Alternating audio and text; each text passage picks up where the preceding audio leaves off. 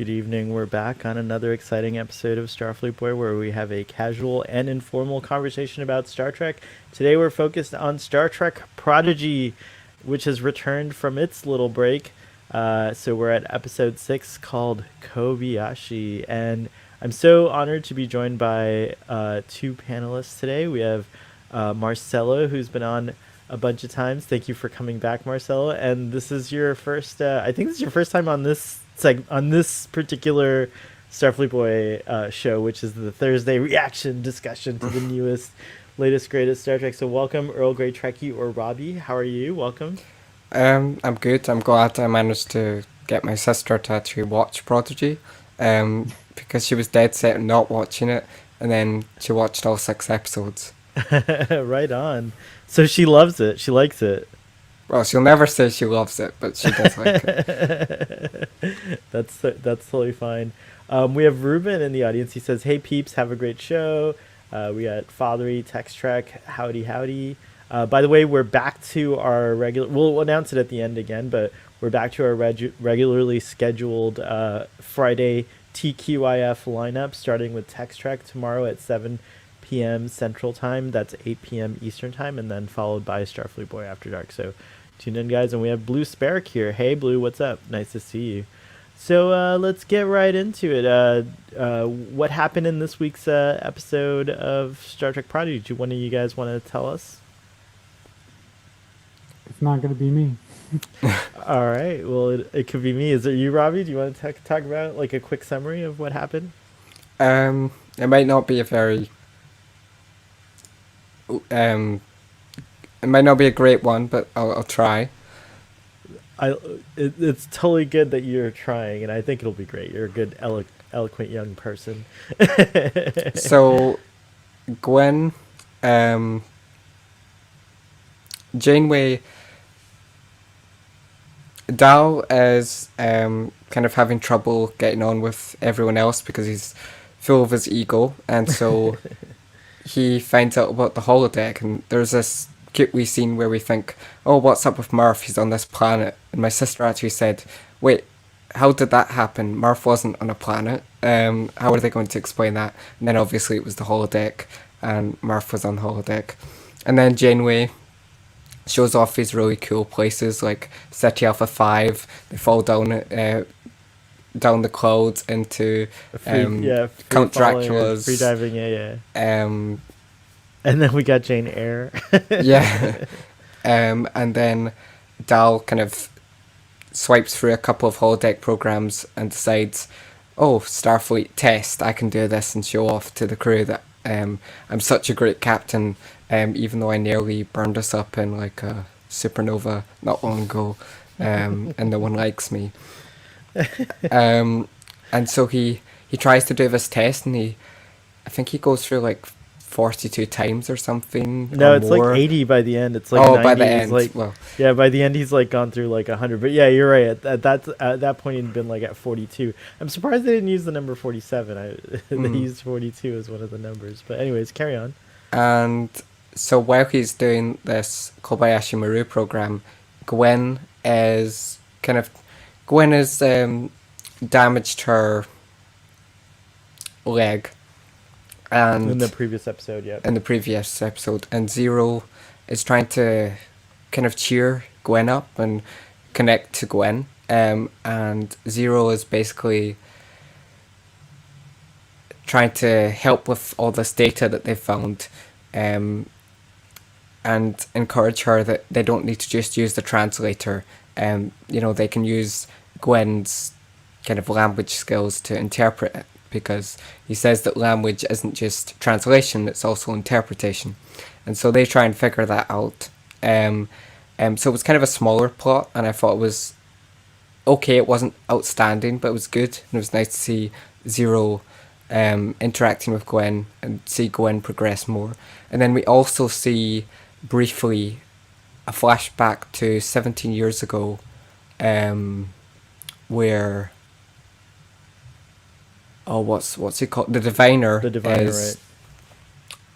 decided that he needs. It was at that point that he was weak, and Dreadnought discourages him from having a child which he Yeah. thinks would help Progeny. him to find the ship. And so Dreadnought thinks that having a daughter, having a child would be a liability, because they're so emotional and they're just difficult. Right, or I got the impression that it could be an emotional liability for the diviner, like having Oh, a okay, I child, see. but maybe I don't know. I'm not sure. And so Dal plays eventually characters like Spock and Uhura and Scotty and Odo and Doctor that's it. Crusher. Dr. Crusher, of course, I couldn't forget Dr. Crusher. Dr. Crusher come back and they all you can definitely hear that it's older audio for everyone except Gates McFadden, who obviously voiced Crusher for this wee cameo role. And eventually Dal realizes that the ship keeps blowing up anyway, so he's going to go in guns blazing to try and save the Like crew what of the you've been Kobayashi saying. Maru. And so he plays AC/DC music and he starts to fire at the ships, but then he realizes that there's a cult ship, and he gets caught by surprise, and then he's like, oh, I can't remember what he says. He He says, says, "I wish we could get off this stupid bridge or this." yeah, and bridge," then Spock transports him over to this Klingon ship, and he starts going guns blazing with the phasers, and Spock's like doing his cool nerve pinches, and he's like, "You never told me you could super." I think he says like super pinch or something like that. And then Spock has this great quote where it must have taken it took the writer Aaron I don't know his second Aaron name, Waltke. Aaron Waltke, like 90 hours or something of watching Yeah, Star he was Trek like- to To find the exact bits of audio, right? yeah, and he basically, Spock is saying that you can't announce the full truth to your crew. As a captain, you have to be like the pinnacle of perfection, and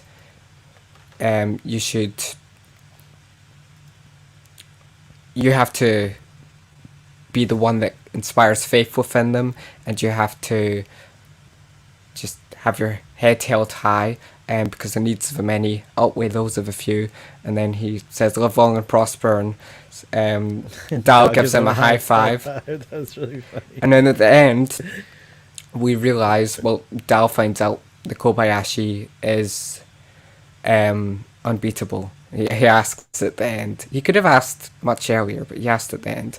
And then finally, when Dal is out of the holodeck, he realizes that they uncover a data module. I can't remember who touches this data module exactly, and it creates a hologram of Chakotay. And Oh, I was gonna say that they unlock these classified files that are fragmented, and Gwen is the one it's that Gwen is unlocks the the one who program. unlocks it. Yeah, I watched it But- twice, and you wouldn't know. That's all right. You're doing a great job with the summary. And So so yeah, it reveals Chakotay, a hologram of Chakotay. with holographic Janeway, which I don't know what he's doing with holographic Janeway by his side. But we get a mayday that they're being boarded, apparently. So that was 17 years ago, possibly? Like, it's crazy. Like, Yeah, and this information was classified from Janeway. yeah. From Janeway Janeway. should have been Janeway should have been I- married to Chakotay at this point. I think we get a lot. It's a lot of fun. The main storyline with the Kobayashi Maru, but I think we get a lot of cool information at that very ending there with the protostar, with the diviner was looking for it for 17 years. We find out that Gwen is 17 years old. I think we may have found that out before. I'm not sure, but and then we find out that Chakotay was the captain of the protostar, and they had different uniforms. So yeah, there's a lot a lot going on. Yet another variation of the uniform, which may be from the future. I don't know. There's probably like some timey-wimey stuff going on. But great summary, thank you. It was really awesome. We already have some questions. Stress Free Kate says, does the 32nd Century Discovery have a holodeck, or can rooms be a holodeck due to programmable matter? It's actually, that probably has a holodeck. We haven't seen it yet. But we do see on Discovery, spoilers for Star Trek Discovery, that Michael Burnham's quarters, or her ready room, I think it's her quarters actually, she turns it into Navarre, and it works just like a regular holodeck would. To Saru even walks in, and it looks like, you could be in a holodeck, but it's actually her bedroom. So I've said this, I think the whole ship is a holodeck. Clearly the Protostar has a holodeck, but it could also be a full holodeck if it wants to, probably because Janeway can go pretty much anywhere she wants to. Marcelo, go ahead, sorry. No, I'm sorry for interrupting you. I think the Protostar has holo emitters all over the ship. Yeah, it's true. Because Janeway couldn't basically show up everywhere on the ship without holo emitters. Because if she showed up everywhere around the ship, and they didn't put in a little line going, "Oh my God, there's holo emitters all over the place," that wouldn't make sense. Right. No, you were gonna ask me about something before I cut Oh you yeah, off? what did you think overall of the episode? This episode really surprised the crap out of me because, to be honest, if I wasn't invited on this very show tonight, I probably would have waited a couple days to watch the episode. Oh, nice. I'm glad you watched it. I haven't been in love with Prodigy the way you guys have been. I'm like, Prodigy is fine to me. It's just fine. But this episode just played all the right notes for me. I couldn't believe when Dal stepped into the holodeck and he found the test for the Kobayashi Maru, and I couldn't believe when Uhura popped up, when Odo popped up, when Crusher popped up, when Scotty popped up, and when Spock popped up, I lost my shit. Also, I did pick up that the pieces of audio that they were using were repurposed from other Star Trek properties, like the voice that comes over the loudspeaker that says they're being attacked by it's the Kobayashi. Right, that was from Star Trek 2, yeah. Yeah, Star Trek 2. So I'm like, oh my God, they're splicing audio all over the place, but I loved it. I specifically loved the lines that they chose for Odo. Those were the best to me. Because, as you guys know, I adored Deep Space Nine, so to see Odo again was just great.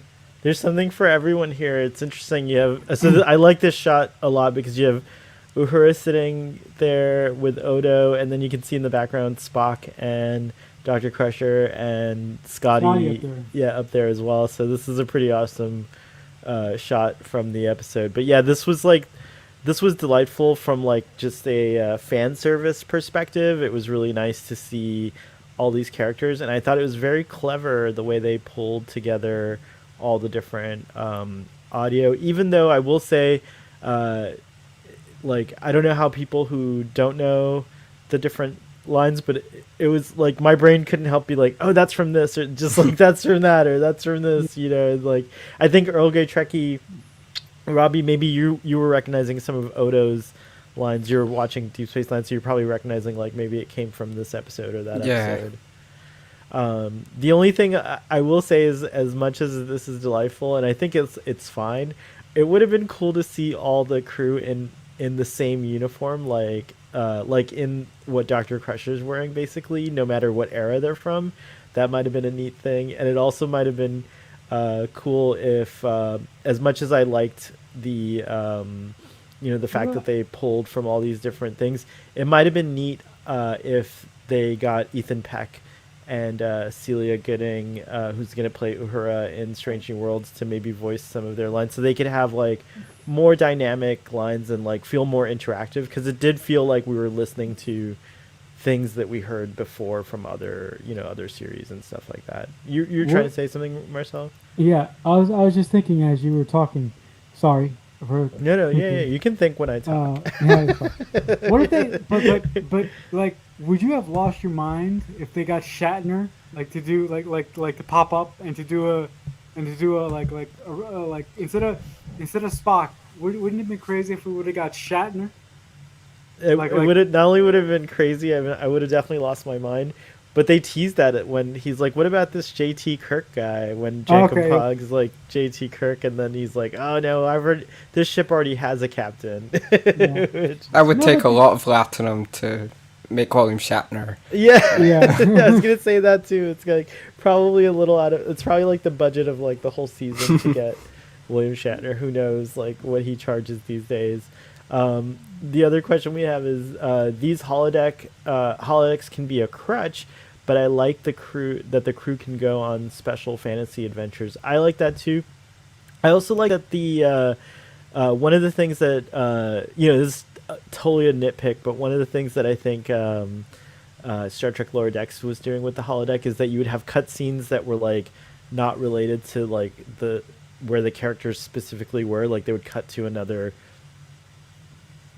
location or whatever. That was kind of like not. It kind of took me out of the holodeck simulation idea, but in this it was very clever. We didn't actually go.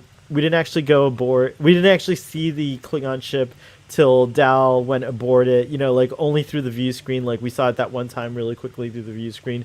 So it was very consistent and stuff like that. But it was just a delightful segment all around, and it is interesting. You know, this is a cool thing.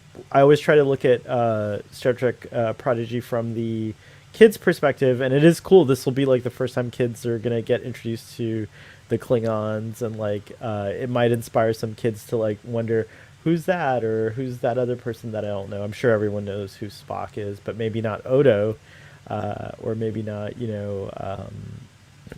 Scotty, but we'll see. Who knows? Maybe they know everybody, but either way, it might prompt a kid to go check out the original series or some other show The of Star Trek. the only thing I didn't like about this episode was how arrogant um, Dell was, or Dahl, whatever his He's name is. dealing with that this whole season, Yeah, though. I mean, yeah, but the thing is, like, I understand he's our equivalent of a child, but at some point, I mean, man, come on, you gotta grow up at some point, and like, Well, he was kind of. Don't you think at the end when he was like willing to admit to the crew that right. like I feel like that like 100 simulations later, Right, it finally like the message finally like dawned on him. right. Um, Spock was not amused by Dal's high five. No, Spock was No, not. I hated that. I was like, you do Uh, not high five Spock. You show him the proper respect, young man. Chakotay and Seven of Nine sizzled together. Yeah, they did, or they seem to be at least. I haven't finished watching. Well, I Star don't Trek. know if Janeway's on the bridge right next to Chakotay. That's sort of amazing how much time they spent making this homage to past Trek. Yeah, it is true. It is a Herculean effort as far as 90 hours of just like reviewing to find those exact like moments that you could splice together But to get couldn't those words. couldn't you just go to, like, I don't know, like, I wasn't clear on that. Did the writer spend 90 hours, or did the editor spend 90 hours finding all I those think lines? Aaron Walkie spent 90 hours watching Star Trek of Oh, old to get those those, lines, to get the okay. perfect lines, and that way he could kind of like get the crew. Because I mean, and again, another nitpick, but a clever interneter pointed out that Odo says there's two ships decloaking when in fact there's three ships. There's little incongruities like that, which would have been nice if they, if the screen also had only two, ships when Odo says it. But overall, like I think it's forgivable because the effort and like what they did was really really sweet and really nice. Hey Braxton, nice to see you, Braxton. Greetings. No, but don't holodecks often make mistakes if they're too like overworked or something? Oh, it's possible. I don't know. That's a really good idea there. That's a good way to explain it, I should say. I like that. And honestly, it's like a little nitpick. It's not like an end. It's not the end of the world. It's not the end of the world type of a thing. What were you gonna say, Robbie? I think if it were me, I would have brought on maybe one character would be from,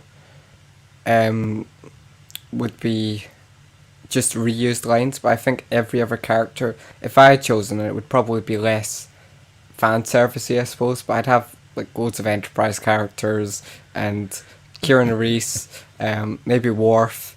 You gotta have Um, Trip in there. yeah, and you could have like, and although it was wonderful to see Spock give that wonderful advice to Dal, I would have had Beverly transport aboard the Klingon bird of prey, just so that, as great as Spock's quote was, just so that Gates McFadden could continue as Beverly, and also you could really craft something specific to Dal with Beverly, because Gates McFadden is still alive to do her lines. And I'm not putting down Spock's quote because all of the dialogue was great, and Aaron did spend like hours and hours and hours doing this, but I would have just loved to, bring back Travis or just some of Yeah. the less appreciated characters as well sometimes. I also like the idea of like as cool as it is, and as neat as it was to see those familiar old legends. Again, those old scientists. Like, I kind of agree with you, Robbie, in the sense that like it would be nice to have like the actors who are still around and able to voice the characters, and like say new dialogue. I would have preferred that as well, but at the end of the day, again, what they pulled off was pretty lovely. But since you brought it up, here's my beautiful Dr. Crusher, the wonderful, played by the wonderful Gates McFadden on Starfleet Boy. We are huge stans of both Gates McFadden and Dr. Crusher, so this was like the moment I basically fell out of my chair. I was like, I had to pause. I had to like catch my breath. I had to like realize, oh, this is a little preview of what it's going to be like when I finally see her again on the big screen, or well, rather like on the television screen. Picard. In Star Trek Picard. Yeah, it was like just like She has to be there. I don't she care. has. Yeah, I don't care either. Yeah, I'm in the same. like if it doesn't happen, I'm in the so. I'm gonna I be don't know. pissed. Yeah. No, if it doesn't happen, I swear I'm gonna go yell at Terry Metalis every day on Twitter. I won't do that, but yeah, I'll be very surprised if it doesn't happen. In fact, if it doesn't happen, this is the face Dr. Crusher will have. Like, really? 7CF? Like, are you serious? Like, I also loved her one line where she was like, "It's infuriating" or something, how stubborn you are, or something like that, which was really funny. Or Tech Tricks. Go ahead. it would have been cool if she'd said something like, "I used to serve under a captain as stubborn." Although that was kind of Spock's line to Dal, but Right. it would be funny if Beverly had said that, because Picard could be very stubborn, especially Stubborn, yeah. in those early seasons. Yeah, especially when he needed a medical check or something like that. Texture says, I know how he found all the dialogue to use in the episode. We might talk about it tomorrow night on Text Track Oh, stream. check it Awesome. out. That's very cool. Or if Beverly had said, "I have a son that's actually as stubborn as you." I like the Doctor and Seven together. It would have been interesting to see them experience the journey to humanity as a couple. Oh, yeah, interesting. That would have been better than what they do with Core 7. But then they would have had. Oh, come on. But then they would have had to have a sex scene, and I think Chakotay would be much sexier seducing Seven, who is really hard to impress. Oh, sorry, this was a private conversation between Braxton and No, wait. Okay. Now that we're kind of go there, I just want to pose this idea. Like, how would that work? Like, would the Doctor have to make himself solid to actually sleep with Seven? I'm just saying. Wait, what? Wait, hold on. What was your question? No, but I'm saying so let's just assume here that Seven chose the Doctor instead of Chakotay at the end of Voyager, right? If they ended up sleeping together, like, wouldn't the Doctor have to make himself solid to physically do the act of sleeping with someone? I think that's possible. Okay. Like, I think the computer can do that. Like, it's probably possible. It's I'm just guessing here based on Barclay's holodeck creations of. Well, how does he hold things if he isn't solid? Oh, right, he's always Oh, holding. yeah, that's I think right. he's able to solidify like parts of himself and Right. and be solid. So that's No, but fine. the other thing that this Kobayashi Maru test made me long for is an animated 5th season of Jill, you walked in at a really weird Trek, moment, and we Star Trek blame Enterprise. we Sorry. blame Stress Free K. Sorry, go on. Carry on. Sorry, Marcelo. The scenes in this episode having to do with Dal taking the Kobayashi Maru test really made me long for CBS to make a fifth season of Enterprise, but animated. If they could do it, it's so easy. All the people are still alive. I love the idea of continuing shows that you can't because of physical restrictions, like the actors are older and things like that, and giving us more in an animated format. I really think that's a great idea. I think that would be a wonderful thing. But I do think that And sorry, Enterprise is a situation where you could come back years later and just cast the older actors, and it'd be fun, like if it was a new season that was set like maybe 20 years, 30 years later or whatever, I'd be fine with that. I'd and be sorry, sorry. Robbie, and you could also get Manning Koto back to write the thing. Sorry, Robbie. I'd be more interested in an Enterprise season 5 than Section 31. But I'm not going to hold out hope for anything like that because it is just something that I want that probably won't happen.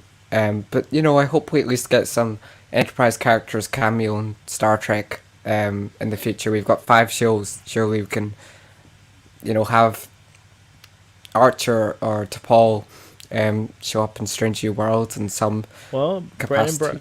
Brandon Braga said definitively that Future Guy was meant to be Archer, so maybe our good captain will show up at some point. Who knows in the 32nd century? But Textrek says, I would love an animated Earth Romulan war series with a lot of Enterprise characters in it. 20 or 30 years later, the NX-01 is long retired and Trip is dead.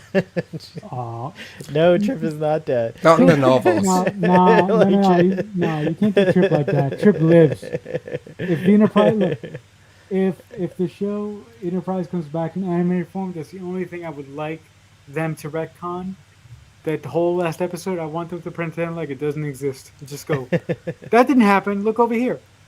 Pretend that episode was a holodeck program of a holodeck program. Yeah, there you go. So we have this opening where they're like, how fast were we going? We get them Warp coming through 9.8. this, like, 9. I'm serious, that's what Junk and Pog said. I think he's like warp 9.8, like kind of like it was somewhere like. I think he says like that in a way where he's like, I can't tell, like it's like, okay. like he's tired. I don't know. It's like a weird. You're right though. He does say that. But they traveled in the blink of an eye, 4,000 light years. Now, how much? Like, maybe since Text Track is here, like, is that a whole quadrant? Brandon Braga says a lot of things. He does. It's true. But 4,000 light years. I didn't have time to look it up, but that seems like a long distance to travel in just like a few minutes or a few seconds. It's pretty crazy. So this protostar drive is pretty nuts. But I wonder, are they in the Alpha Quadrant now? I know they're heading towards the Alpha Quadrant, so maybe No, they're a I lot don't- closer. But I think they went past the Alpha Quadrant, didn't they? Because isn't that from where isn't that where they started from? all right, well, let's see. It says, oh, so Voyager traveled 70,000 light years. So 4,000 is just like a portion of that. So they're not quite. I don't think they're quite out of the. They didn't traverse like a whole quadrant or anything, but. It says here, here's Tech Trek also. No, but at 4K light years is far. It would take Voyager 4 seasons to go that far. Oh, wow. That's crazy. But they're probably in the Gamma Quadrant now is what... so they went from Delta near the Beta to the Gamma Quadrant is where they are now. Yeah, he said Warp 9. But we got another nice little view of... Protostar and the new, the Protostar's engine, the super fast engine, which I guess is called the Protostar drive or something like that. So that was pretty cool. What did you guys think of that little revelation that you could go 4,000 light years, possibly longer, in just the blink of an eye? I think it makes things quite interesting because basically they can go wherever they want now with quite a they can they have quite a powerful propulsion system, and if they wanted to get back to the Federation, which seemed to be seeded in this episode with Rock Tuck, you know, saying that she was scared and that she would rather risk imprisonment or kind of being looked down upon to have a safe place to go to, because I think Janeway's really persuaded her and made her feel safe, so she thinks the Federation will be quite like that. So I thought this show was just going to be non-Starfleet, which I thought was really interesting. Now I think it's going to be, you know, a motley kind of crew of outsiders that join into Starfleet slowly and then their journey. So it should be interesting, and hopefully we get more answers when we go to the Federation, and I wonder what that will be like. Will we see them at a space station? Will we see them at Earth, or how that will work? But I think we will see the real Janeway. At some point. Yeah, and with Discovery, I'm not a huge fan of the kind of mystery aspect of its most recent seasons, but this mystery feels less.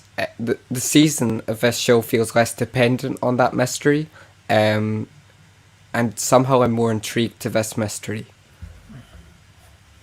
Very cool.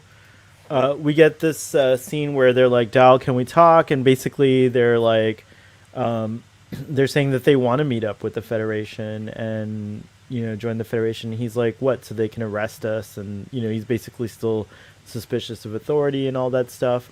But also, it's interesting here, he's kind of got to prove himself as the self-appointed captain. They're all pointing out, well, you're kind of the person who decided you were the captain. No one voted on it or picked you or anything like that. And, you know, do you think after the Kobayashi Maru scenario, though, that we're going to see a shift in Dal, or do you think we're going to see more of the same from him? I think he is going to mature at a snail's pace in the show, because I don't think it's going to be a next episode kind of Michael Burnham situation where the next episode he's fully in control and he's fully in charge. I think it's going to be a very, very gradual process of him learning what it means to be a leader for everybody else behind him. The other thing, I do like he comes to the realization. He says something like, maybe I have to use my ears more, like basically listen more. Sorry to interrupt you. Carry on. no, it's okay. I need to use my ears more. Yeah. Carry on. To surf off of Robbie's point that he isn't that enthralled with the overall mystery that the show is presenting to us this season, I am, as most of you know, I'm the bad robot guy and the Kelvin timeline guy. I love when new Star Trek plays with mystery. So for me, the thing that I am fascinated with is finding more and more about the Diviner and finding all about his backstory and why he needed the protostar to save to basically save him, and to find out Him more and about his disease. people, yeah, and Yeah, like and him and his what he's people. suffering through, yeah. And I still think that he, at some point in his life, has worked for Starfleet, because why did that why did that ship end up there? Who put it there? So the only people that are people that And sorry, go ahead. well, I was gonna say, interestingly, what's his face? His henchman. What's the character's name again? I don't know. I'm horrible. Not. at names. Sorry, it's why can't I remember his name? But anyways, Dreadnought. the henchman Dreadnought. Thank you. The henchman robot Dreadnought says many have been looking for it, not just like many have tried and failed. So apparently, it's been like lots of people are searching for the protostar, not just the diviner, possibly others of his species, and which we get the name of, by the way, in this episode, and it's what were they called? The Vau Nakat. So perhaps more of his species, and they're from a planet called Solum, I think, or Solum. But anyways, yeah. So that's what not Rock Talk. Sorry, Dreadnought was saying. What you were saying about Dal, I think I expected at the earliest Dal to start changing after the second episode, Starstruck, when he wasn't accepting help, and then he finally accepted help from Janeway, and then obviously he's kind of just reverted or not really changed that much. So I hope that he changes after this episode. I wouldn't be surprised if he kind of went back to status quo. But I hope this isn't something that lasts the whole season. That would frustrate me. If they do get back to the Federation, I think being in such a official kind of authority-driven conglomerate would hopefully help him realize that he needs to mature. Yeah, it will straighten him out a lot faster than he would have been straightened out otherwise if they didn't come across Starfleet Academy. That is, if they do. I don't know. Or just the Federate. Yeah, exactly. Like, yeah. It's interesting to think that Chakotay might have. Well, where's Chakotay now, and what kind of secrets is he harboring? And maybe we'll find that out if we're going to the Federation, because I'm sure Holo Janeway will want to see Chakotay to kind of figure out this mystery. Did Chakotay crash the ship? well, is Chakotay lost in the Delta Quadrant? Yeah. Is he is he lost? Period. Like, it's very interesting. Nope. That would be hilarious if he got lost again. What season is that where he gets lost?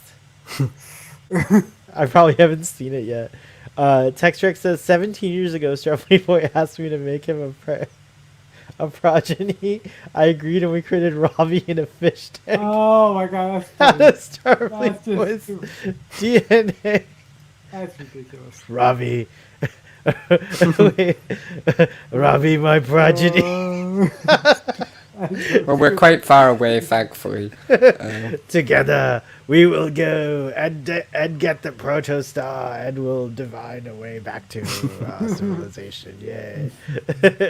Oh, that's really sweet. Starfleet Boy did a great job. Yes, you are. You've exceeded my parameters, my original mission parameters, and you're a much better whatever species I am than me, Robbie. Good job. Your mama burps gamma ray says at 229 is the chart where it looks like they are in the gamma quadrant after Janeway says we started out on the Delta. Oh, thank you. That's awesome. Ooh, those are like little Gorn eggs that we'll get. I love when I love when our audience comes in with actually specific time codes. Yeah, it's really awesome. Thank you. We find out, speaking of Robbie's real name, as Textrek pointed out, but Gwyn's full name is Gwendala, which is a pretty cool name. I like That's the name cool. Gwendala. What did you think? Yeah, go ahead, Robbie. You were going to ask what I was going to ask. Go ahead. What did you think of the fact that Murph he seems to be indestructible? That's pretty. I thought that was very interesting. We have to talk about it only because the Hageman brothers are like, why is no one talking about the Murph toot, which is basically I don't like him. he processes all this. No, it's fine. He processes all of this stuff, including a photon torpedo, I guess. Like, and then he has this enormous burp, and then a little tiny Murph toot at the end, just a little tiny, little dainty toot. So that was cute. But yeah, what's up with Murph? Like, he's pretty indestructible. He's still a mystery. But yeah, I think Murph is a cute character, and he's like a kid down version of Yaphet from the Orville. If he was Yaphet, I would like him way more. But he's just kind of too kiddish for me. But that's just me.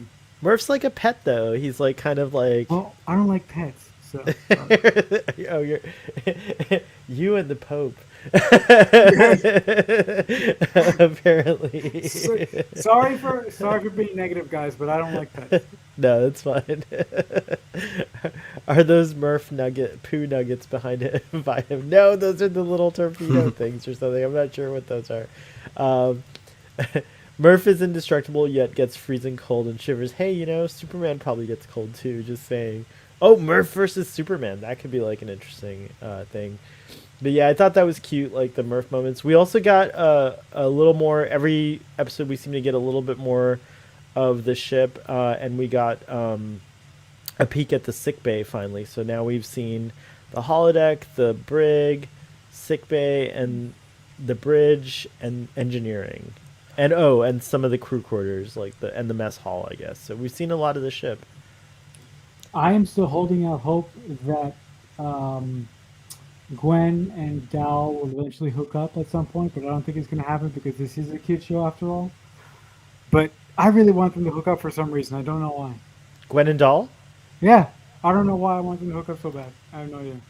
That'd be interesting because Yeah, maybe at the end of the series they'll find they have romantic feelings for each other. They Yeah, certainly in this episode there are moments where both of them kind of look to each other for approval and kind of like they're both competitive with each other at times too. So they have the makings of like definitely what looks like will be a really good friendship at some point, if nothing else. So yeah, there's definitely like something really interesting going on there. Like for example, I liked in the beginning of the episode where she's like thanking him and he's like, nah, don't worry about it. Janeway said we couldn't leave without everyone. He's kind of like downplaying it, but he probably did want to save her, even though Janeway did say that. And then like later on, I forget what it was, where someone says, well, it's a good thing we saved you after all, or something, when she cracks the code and gets all the new information. And she kind of looks really chuffed at that point and looks over at Dal at one point, and Dal kind of gives like a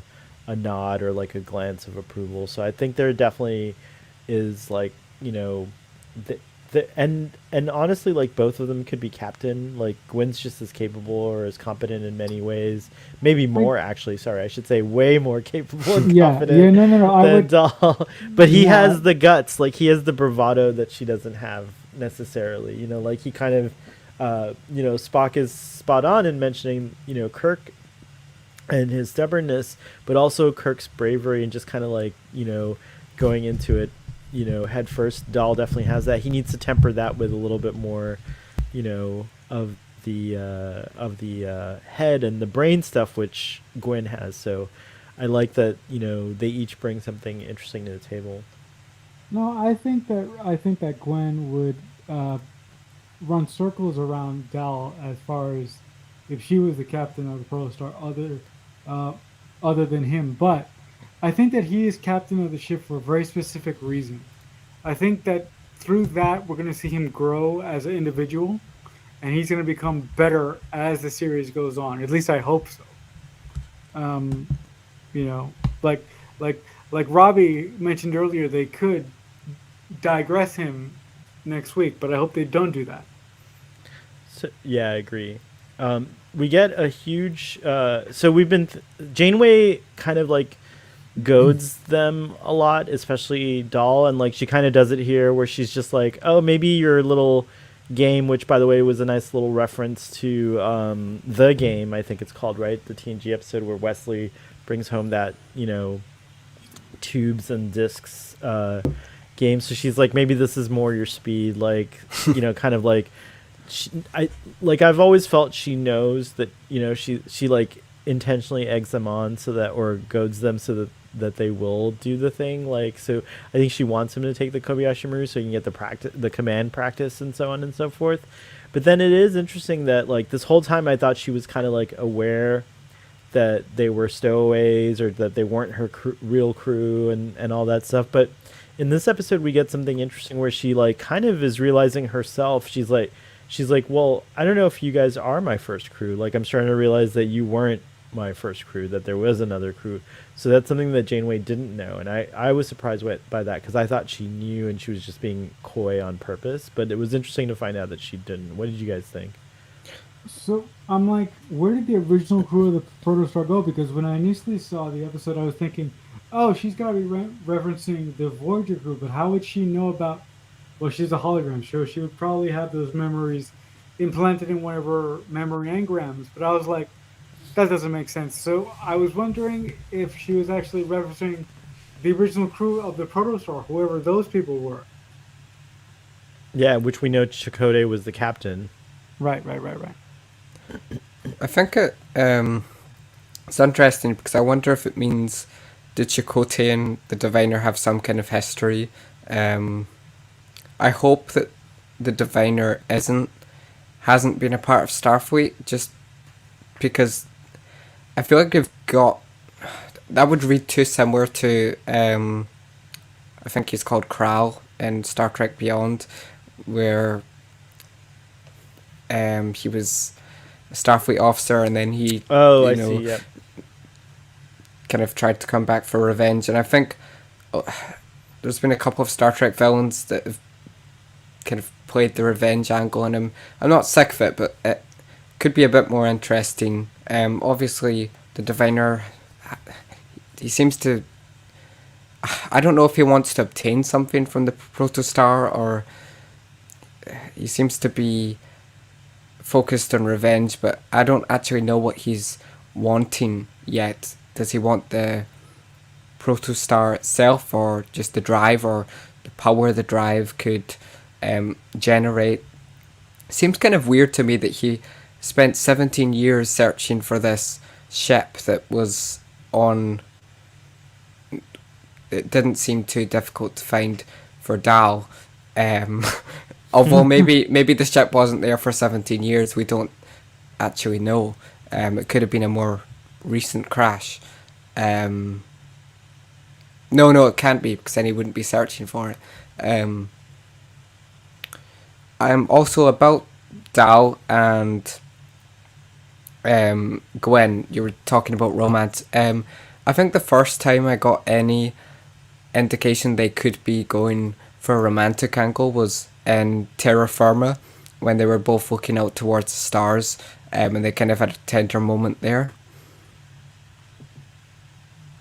Yeah, those kinds of moments that definitely uh, like kind of suggest such a thing. And they are at the age of like I guess dating and you know hormone 17 and that age. Like it's when you're first kind of like dating or wanting to. Well, maybe not. Some people date earlier, but like for the most part, I think it's like a coming of age type of period. So but I don't know how Yeah, much they're going to touch on it. The target audience is like 7 and up, so 7 to all ages, I guess. So maybe they'll do it lightly, but I don't think it's going to be like a heavy plot point. I think the show's always going to be like lighthearted and not like couple people yeah, up, but and stuff like that.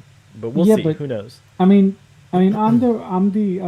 I'm the romantic in the panel, and for me personally, to see a relationship develop between Dal and Gwen, that would add stakes on top of the show for me because knowing that they actually care about one another when they would get into impossible situations, I would actually be more concerned because I would like them very, very much as a couple. So that would work for me, and I bet there isn't. I bet I'm not the only one who wants to see them eventually get in some sort of relationship. I mean, I can't be the only one.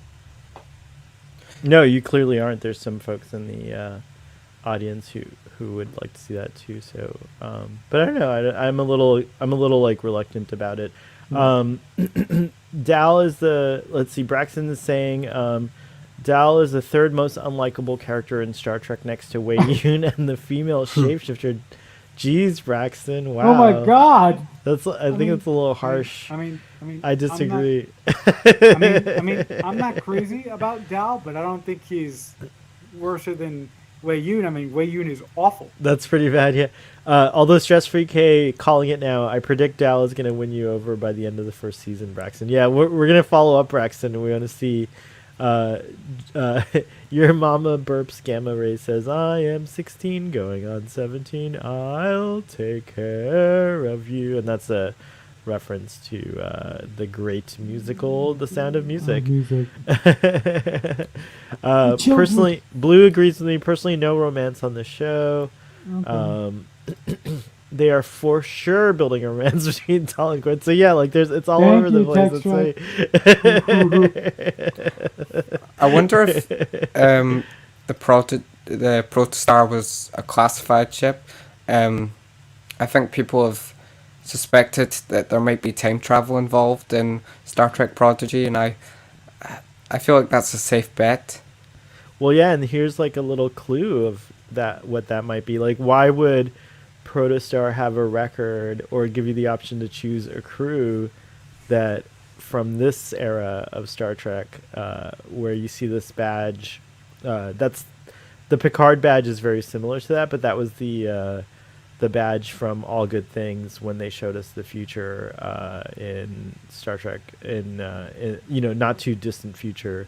I guess around the time of Picard, that's the badge that that we would have gotten in this alternate timeline, or this like never to be timeline that happened because of Q. So yeah, it is interesting that that badge came up. Like they could have easily have put in the Picard badge too, which just cut off the side things. But yeah, I was curious. Go ahead. I'm sorry for interrupting you. I keep doing this. No, you're fine. Or they could have put up the Discovery badge, and they could have said, "Oh, our characters are going to clash with the same time period that Discovery is actually in right now." But yeah, they won't actually. Like it would have been interesting Yeah. if we saw that badge. I didn't have time to like really dive into that screenshot, but yeah, that would have been interesting. I think Jorg pointed out that even the LCARs were taken from episodes like perfectly for the That would be Enterprise. great. I mean, when Here's that- another cool shot that I really enjoyed was, well, it was, first of all, it was really just wonderful to see the Enterprise D get so much love. It was amazing. She got love in Star Trek Lower Decks too, but here it's like very different. Like everything looks, almost as it's in that same animation style as Prodigy, but it has a very realistic look to it, and certainly as Jurg and others have pointed out, like the L cars are very like flawless. Like you can just see like all the controls and everything. But this is cool to see almost the same graphic from Star Trek 2, but with the Enterprise D placed where the Kobayashi Maru, where the Enterprise 1701, the original pre A Constitution class, what would have been here in that same scene in Star Trek 2. So that was kind of a cool moment. Yeah, I mean when the when Dal first initiated the program, and the lights came up, and I realized where they were going. I was like, I lost my mind. I was like, no fucking way they're gonna. That was amazing. That was a cool sequence too, of just like lighting it all up and like the way the music was and everything. Also, huge kudos to the music in this episode. I think the composer Nami Malamud was saying that it's kind of hard to get the rights to some of the themes, so she'll give hints of it, and she totally did. Like you heard like little hints of different shows like TOS, like for example when they were when Janeway was kind of showing what you could do with the holodeck, and they were, I guess this is Vulcan, right? Like it was the fighting like on the I forget what it's called, Khalifi or something like that, the ceremony or whatever. But you heard exactly, Marcel. You heard the dun dun dun dun dun dun dun. Yeah, it was really cool, kind of like not exactly it, but like very similar to it, which was a very cool moment in the episode. To move to your point, Starfleet, I don't know why she would have a problem getting rights to the music, because doesn't Viacom CBS own all of Star Trek? I gotta find the tweet. She did a good job of explaining it, but it's like something to do with the licensing and stuff like that for it. But yeah, exactly. But but I mean, like, it just depends on what it is. Like some things you can use, and some things you have to kind of hint at. I gotta find that tweet. If somebody could send it to me so I can actually read it. And yeah, I'll try to find it. I'm pretty sure I think I know where I could find it. But yeah, the music was just superb. in all of those sequences. Let's see what else. Oh, this was like I just. By the way, Text Trek takes time and actually like grabs like a ton of screenshots and stuff like that. So tomorrow when you guys tune into Text Trek, you'll see a lot more. But I decided for this episode, I was so excited about it that I wanted to grab a few. And I just thought this was a hilarious image of all of them hiding behind the wooden panel. So that the Klingon Look at captain Otto. can He's see. stretched out. Look at him. Ahura had a funny line. I can't remember exactly what she said. She says like I don't something like I don't know how you could tolerate him or something like that. It was like really funny. That's true. She had a lot of good one-liners, just like the kind of the sassiness you expect from Uhura. And you know what's interesting is like you could hear kind of like the recording quality change a little bit, but like I thought Uhura's were the best. Like she had the most blended in sounds or like sound bites. Like it didn't sound like they were switching too many different clips to get her to say those lines. And the same thing goes for like Odo. He sounded pretty good as well. I You think can say, go ahead. No, go ahead, Robbie. I think Spock and Uhura sounded a wee bit echoey, which is to be expected. It would have been cool to see Odo just stretch out just for a second. Or like to shapeshift on the episode. That might have been cool, right? It would have been really cool if Dal tried to punch him and his punch would go like right through him. Oh, that'd be funny. Yeah. Oh, that's a good one. Yeah, he'll be like, That's funny. "Oh my God, who is this guy? My arm, it went right through him." Poor Odo was so frustrated with Dahl. He's like, not again. Text Trek says no bloody A, B, C, or D. Your mama burps gamma rays. Says Uhura was sitting at the ops console since there wasn't a communication specific console on the D. That's true. There wasn't really, I guess. And there might have been, but it just wasn't highlighted. Dal and Gwen are the best characters on the show. The others feel more one-dimensional to me. Uhura was sitting. Oh, where do you got that? Sorry, I don't know how I did that twice. No, but did the Enterprise D have a traditional Layout, no. I mean, like, I think Worf took care of communications and tactical, it seems like. Yeah, A lot of times when they would say hailing frequencies open, it felt like Worf was doing it, but I'm not sure. Is that Because- right? Because that one time in the pilot when Picard, Deanna, and Data, Khan, and who else was there? I can't remember.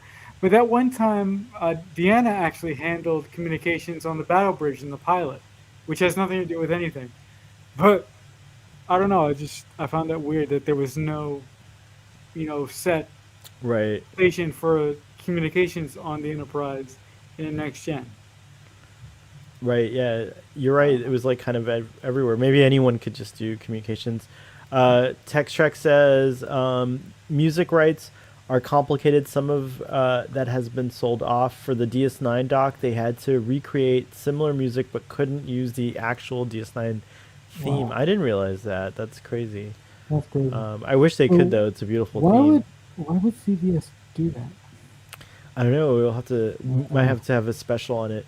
I don't think Uhura said that in canon. Do we think Nichelle voiced that funny line? I don't think any of that was Nichelle, but I have to go back and check the credits. I did see Gates McFadden was back for those lines. Oh, here we go. Text Trek coming in the clutch. That line is from the Mark of Gideon. So there you go. Communications was at the tactical station, but I think maybe ops sent messages from time to time. Not sure. It's true. It's like kind of all over the place on the D. Excuse me.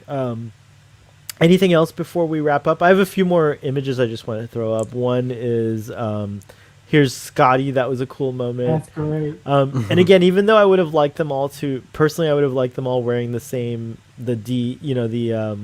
appropriate ship era specific uniforms, just to see them like in that.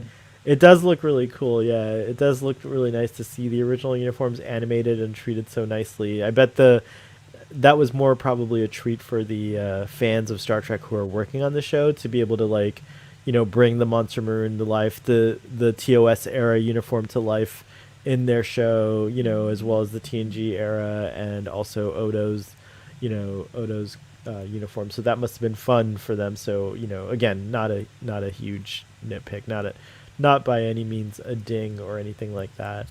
I do have one more major prediction. So, what if they eventually? Well, let's say they do time travel in this first season, but what if they eventually go to my favorite section of Star Trek ever? What if they go into the Kelvin timeline? I will lose my mind if that happens, and if that happens, I will be the first one to say I need to be on your show. Well, you'll be invited for sure, but anything's possible. I would love for there to be a Calvin timeline, Connection or prime something. timeline crossover event. That That would be would be really really awesome. cool. Here's another great shot that I really loved was the poor Enterprise D about to get No. destroyed by a torpedo. It was so heartbreaking to see Dal finally get through the Kobayashi Maru and then accidentally destroy the Enterprise D. But what do you guys think? Do you think he won? Do you think he actually won the Well, you Kobayashi Maru? can't win, can you? So Well, I but think he. Spock congratulates him, right? The Spock hologram congratulates him before he blows up. No, but I think personally, I think the Kobayashi Maru is more about learning that failure is an inevitability when you're in Starfleet. Well The done, the Mr. Spock. test, yeah, the test is not about winning. The test is about learning how to accept that at one point in your career as a Starfleet captain or as a member of Starfleet, you will fail, and to take that with grace and dignity. I think that's the point of the Kobayashi Maru in a nutshell. I don't think Dal um, was mature enough to accept a no-win scenario. I think he's all about winning and showing off that Well, he's won. I do like that spirit though, like of not accepting the one no win scenario because it is kind of like the defiant spirit of Star Trek in a weird way. And he even says like when the computer's like the test is designed to see how you react to a no win scenario, and he's like, huh, almost had it. Like that's like like he was like kind of very like, oh, I almost did beat it. So that was kind of a cool moment. Yeah. Did Did anyone else think that Spock looked quite annoyed throughout the episode? Well, Yeah, he yeah, did. He but that's did. his that's like his typical That's appearance, his MO. especially in this era. Here's a I beautiful. The whole show has some beautiful framing, and I thought this was particularly beautiful, I giving mean, look Spock at that. He's so this awesome. moment. Yeah, it's pretty cool. But this is at the end, just before he gives the high five, Vulcan salute. I wanted to hit Dallas across the face. I'm like, you don't do that to Spock, young man. Show some respect. And then I like that they put up this title card at the very end, which says, "In memory of Rene Auberjonois, James Doohan, and Leonard Nimoy, who inspire us to go boldly," which is nice, to include the departed. Also, I just want to mention, I think someone mentioned it earlier in the chat, so I forget who it was. It might have been Text Track, but today is also the anniversary of Aaron Eisenberg's birthday. So today would have been Aaron Eisenberg's birthday, who we also lost a couple years ago, so that was pretty sad. But it was nice that the episode aired on his birthday. That was a treat to get a new episode of Star Trek uh, uh, on the anniversary of his birthday. That was cool. I just followed his widow by accident today. Oh, Well, I didn't do Melissa, by. she's great. She's on the Seventh Rule sometimes. Oh, If you really? don't know about that podcast, Cool. the Seventh Rule is a podcast that he started with Ryan Tusk and Sirach Lofton, Yeah. and similar to the Delta Flyers, how it's Robert Duncan McNeil and Garrett Wong. They just talk about Deep Space Nine, and I try to listen to it as much as I can. I have to listen to your guys' stuff before them because you're my pals. So I try to listen to them as much as I can, and they're always delightful when I do listen. It's a very cool show, so check that out. Cool. But Did, did, did, any other closing thoughts on the episode? Do you think Gates McFadden, um, her voice fit right back into Beverly from TNG? Yes. yes, I thought. Look, I don't love Gates McFadden as much as you, Starfleet boy. But I love her way more than Catherine Pulaski. Um, sorry, just give me a moment. Wow. Give me a moment. Give me a moment. Sure. Yes, I thought that that she fit in very very nicely back into her proper TNG uniform. I didn't hear any oldness in her voice. I think she sounded great. Yeah, I agree. I think she sounded fantastic, like, and just fit right back in as the good doctor. Here, you know what? We're just gonna show her Pop her one more back up again. time because she's so beautiful as her animated self. Here she What was it? is. Dal called her Big Big Yeah, Big red. Red. nicknames for everyone. Actually, there's a Big comment red. about that. How did Dal call Odo Jellyman when Oh he no. hadn't stretched? He probably did it off screen. Oh, Your before. mama. He probably did it in one of the other scenarios. But the nicknames were, what was it? It was Mustache, mustache, earpiece, earpiece, Jellyman, Jellyman. What was Spock's nickname? ears, pointy. Ears or something like that. Wait, I Ears. might have written it down. Hold on, I have probably I probably have it here in my notes somewhere. Let's see. Let's see. Oh, someone in the audience surely will Yeah, tell us. But anyways, that was our Holo crew. By the way, it's canonically now established that, according to the holodeck on the Protostar, this is the best crew Starfleet had ever produced. Because he asked for the best of I everyone. yeah, I disagree with that. I wouldn't. I wouldn't. Agree with that. I would not. Look.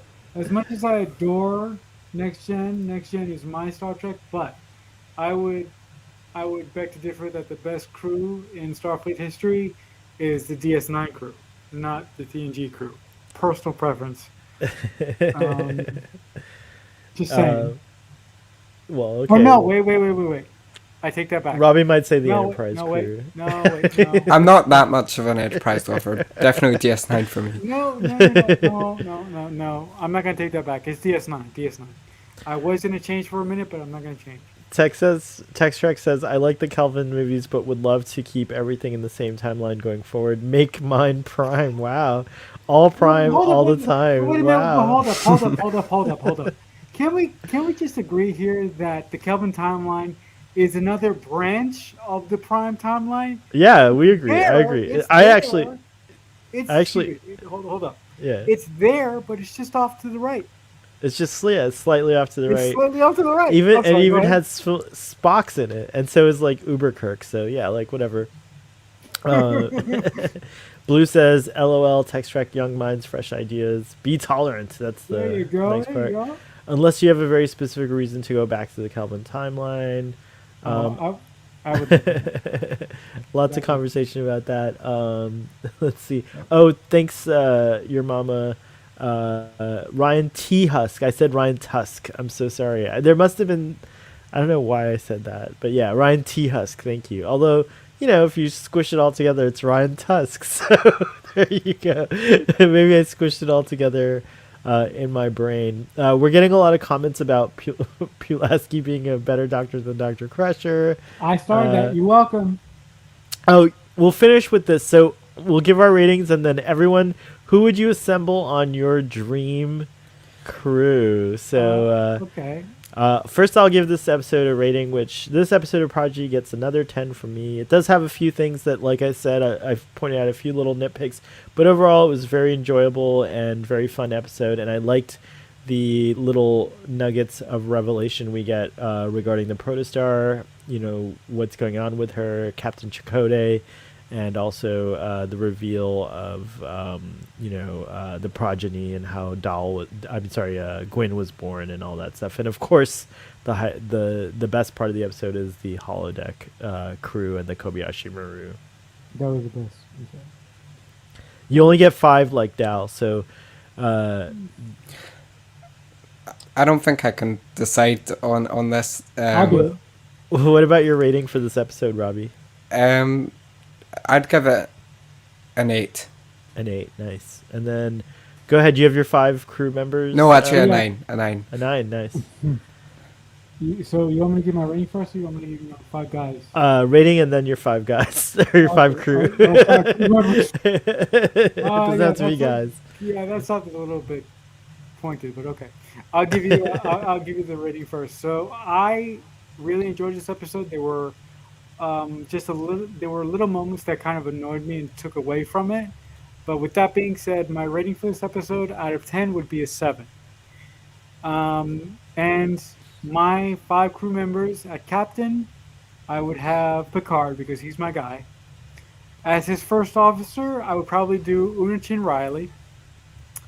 At science, I would probably put Jadzia Dax. Um, Driving the ship, I probably would put Detmer. And as my chief medical officer, I would probably have Beverly down there. Yeah, Wait, who so was that's your five. chief medical? Sorry. Beverly. Oh, right on. Beverly was my chief medical. Picard was my captain. His first officer was Unachin Riley, number one. My science officer was Dax, and I didn't pick an engineer. But if I had to pick an engineer, I'll probably pick Trip. Trip. Nice. All right. Trip. Well, my dream crew would be Dr. Crusher, In medical, Data. You can only pick five, right? yeah, Dr. Crusher, Data, two, probably Scotty, three, um, and then I would probably have. Let's see here. two more spots. I would pick. Pulaski. Nope. I already have Dr. Crusher. Why would I pick Dr. Pulaski as well? Let's see. I would pick Jet Reno as my chief engineer or the engineering person. One more And spot. then the fifth person would probably be Boimler. Here's my crew. I there. like that. I like that. We got a couple answers. So Text Trek says mine would be Uhura, Tilly, Jadzia, Seven, and Una. All female. Wow, nice. Look at you. Nice, very nice. Blue says fun panel. Love seeing Robbie on the night shift. Yeah, thanks for joining us on the night shift, Robbie. It was really nice to have you. It was really sweet It was a for you to surprise. join us. Yeah, it was a I had surprise. to. It's such a good episode. I'm glad you kicked us off for the return of Prodigy by being on the discussion with us. Mentioning Uhura first in the list of lovely ladies is only fitting and proper. That is correct. Same here. Great seeing EGT back. Yay! Look at all the love for EGT, which you can also check him out on Saturdays. He joins us for our TOS discussions, which reminds me this Saturday we are having return to TOS discussions with And the Children Shall Lead. Hopefully Robbie will be able to join us for that. And anyone else who wants to join. Father's usually there and a couple other folks like Ian and Adam. So hopefully we'll get those usual suspects back on there. And then afterwards we are going to be on the Earl Grey Trekkie channel, which you should all go and subscribe to talk about Silence in the Library and That's my episode. right. Sorry, Isn't it? That's what we're talking about, right?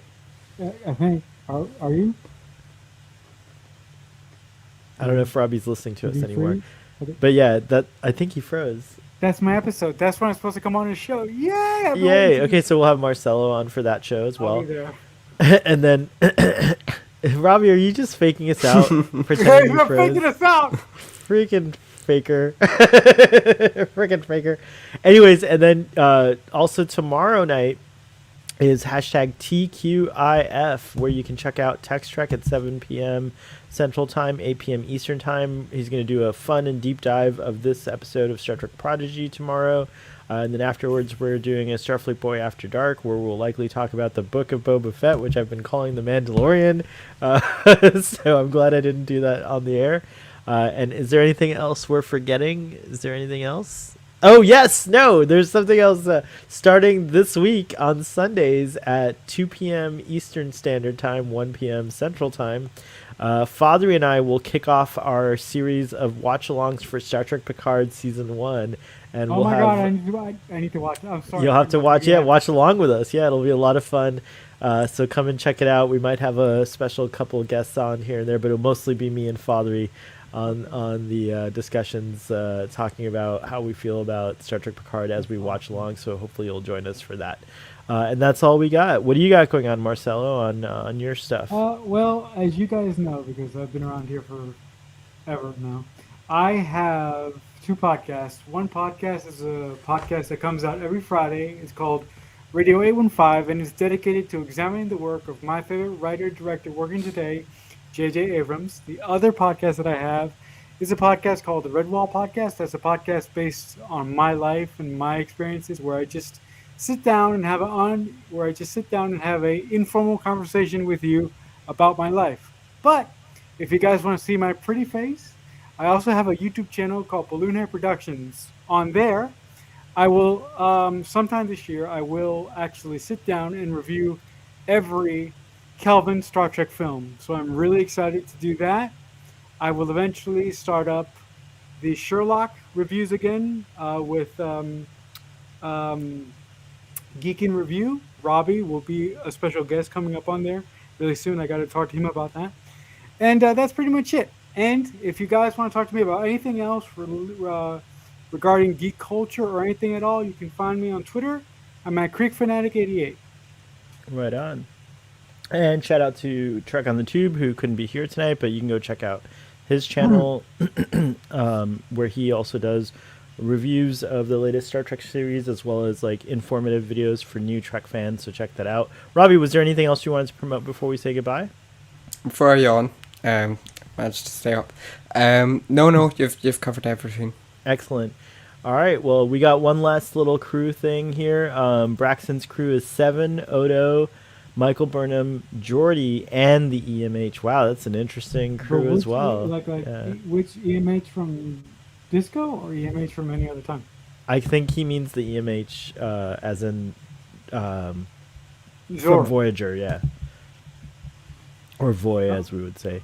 Anyways, thank you everyone for joining us in the audience. We really appreciate you guys. We love the comments. I'm glad we got to read a bunch of your comments tonight. And thank you so much to Robbie and Marcelo. Live long and prosper, everybody.